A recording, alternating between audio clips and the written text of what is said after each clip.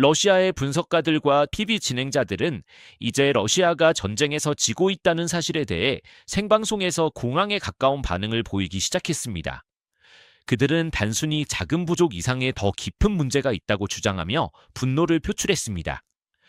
러시아의 정유소가 불타고 있는 동안 거의 13억 6,400만 유로가 지역 축구클럽 지원 등 다른 활동에 쓰이고 있다는 점을 비교하며 비판했습니다. 그들에 따르면 이 금액의 6분의 1만 있었어도 우크라이나의 공격에 노출된 정유소의 심각한 방호 부족 문제를 해결할 수 있었을 것이라고 합니다. 또 다른 영향력 있는 러시아 군사 분석가는 방공망 개선 시도가 부족하다는 점에 심각한 우려를 표하며 세계가 러시아와의 전쟁을 준비하고 있는데 정작 러시아는 맥주를 마시며 축구를 보고 있다고 강조했습니다. 그는 러시아가 준비가 되어 있지 않으며 적들이 결국 나라를 끝장낼 것이라고 주장했는데 이는 언론 내에서 가장 애국적이고 충성스러운 집단에서도 분노가 쌓이고 있음을 보여줍니다.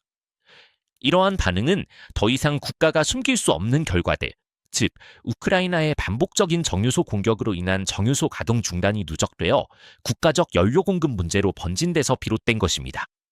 러시아의 정유 생산량은 21년 만에 최저치로 떨어졌고 이로 인해 주요 원유 수출국인 러시아가 창피하게도 해외에서 석유 제품을 수입해야 하는 상황에 몰렸습니다.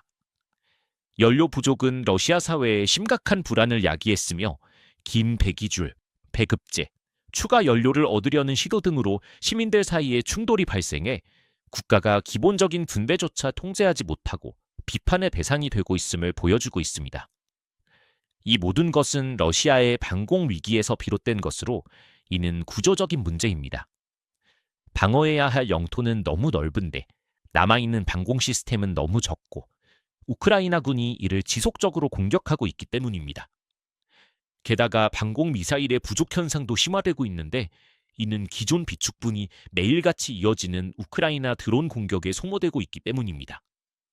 러시아는 종종 값비싼 미사일을 상대적으로 저렴한 드론을 격추하는 데 사용해야 하므로 유격에 성공하더라도 경제적으로 방어력이 약화되고 사용 가능한 미사일의 총량이 줄어드는 결과를 낳고 있습니다.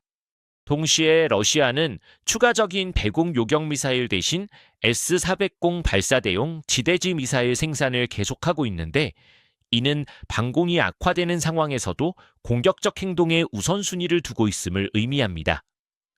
그 결과 우크라이나 드론들은 더 깊은 지역까지 작전을 펼칠 수 있게 되었고 시각적 탐지와 적절한 사격 위치에 의존하는 러시아의 기동사격 그룹의 한계를 드러냈습니다. 이들은 방공의 빈틈을 충분히 메우지 못하고 있습니다. 러시아 군사 분석가들은 요격 드론을 한 개의 해결책으로 논의하고 있지만 이 역시 잘 조율된 네트워크 내에서의 통합에 의존합니다. 저고도로 비행하는 우크라이나 드론들은 지형과 레이더 구역 사이의 틈을 이용해 탐지를 어렵게 만들고 있습니다.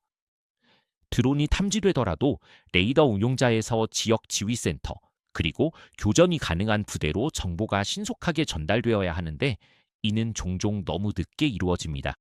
이러한 약점들은 우크라이나에 의해 적극적으로 이용되고 있습니다. 우크라이나는 매일 여러 방향에서 드론 군집을 발사하여 어디에서 레이더 신호가 나타나는지, 어떤 방공포대가 사격을 하는지 관찰하고 이를 통해 후속 공격에 활용할 패턴을 파악합니다. 또한 우크라이나의 미끼 드론들은 러시아 방공망이 귀중한 요격 미사일을 소모하게 만들고 그 위치를 노출시키고 있습니다. 러시아 방공망이 충분히 지쳐 있을 때 우크라이나는 최대 700대에 달하는 대규모 드론 공격을 감행하며 이미 확보한 경로를 따라 목표에 접근합니다. 이로 인해 러시아의 기동 사격팀과 방공 시스템이 효과적으로 대응하기가 훨씬 더 어려워집니다. 우크라이나는 러시아의 방어를 더욱 복잡하게 만들기 위해 고속 제트 추진 드론과 일반 프로펠러 드론, 그리고 경우에 따라 순항 미사일까지 혼합해 사용합니다. 이러한 다양한 속도, BM 형태, 공격 방향의 조합은 러시아 운용자들에게 어떤 표적이 미끼인지, 어떤 표적이 가장 큰 위협인지, 그리고 어떤 표적을 우선적으로 대응해야 하는지 식별하도록 요구합니다.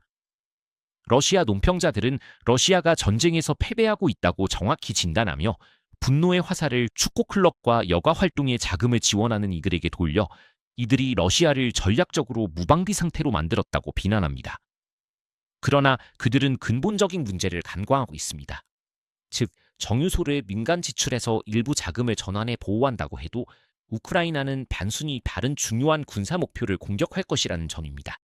동시에 러시아의 광대한 영토는 또 다른 큰 약점이 되고 있습니다. 방어구역 간의 거리와 접근 경로의 수가 많아 방어가 어렵고 당공 시스템의 수가 충분하지 않으며 생산 속도가 우크라이나가 이를 파괴하는 속도를 따라가지 못하고 있습니다. 문제를 더욱 악화시키는 것은 러시아 지도부가 방공포대를 모스크바와 푸틴의 발다이 관저 등 상징적이고 정치적인 인프라 주변에 집중 배치했다는 점입니다. 이로 인해 많은 중요한 목표들이 방어되지 않은 채로 남아 있습니다. 이는 크렘린이 지도부의 생존, 위신, 그리고 통제의 가시적 신호를 우선시한다는 것을 보여주며 우크라이나는 이를 적극적으로 이용하고 있습니다.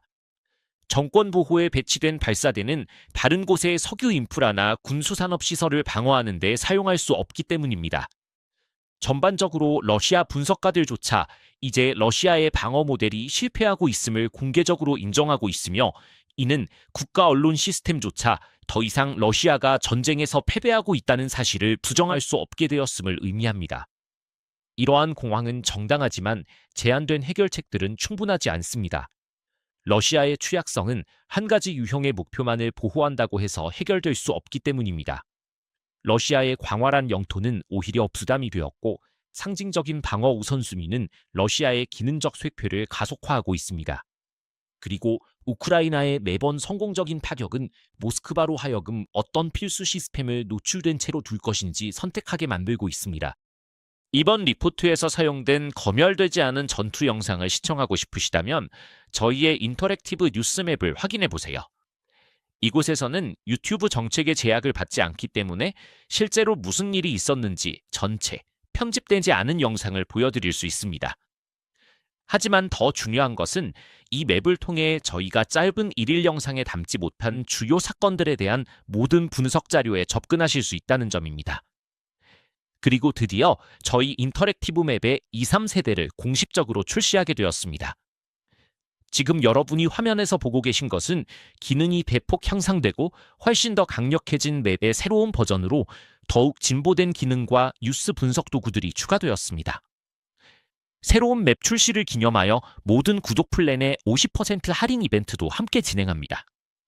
단 4.99달러부터 프리미엄 맵 이용권은 물론 저희의 독점 전략 업데이트, 전선 개요, 전략적 지정학 영상까지 모두 이용하실 수 있습니다.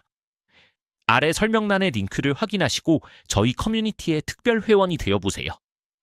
저희와 함께 해주신 모든 분들께 진심으로 감사드리며 여러분의 응원이 저희에게 큰 힘이 됩니다.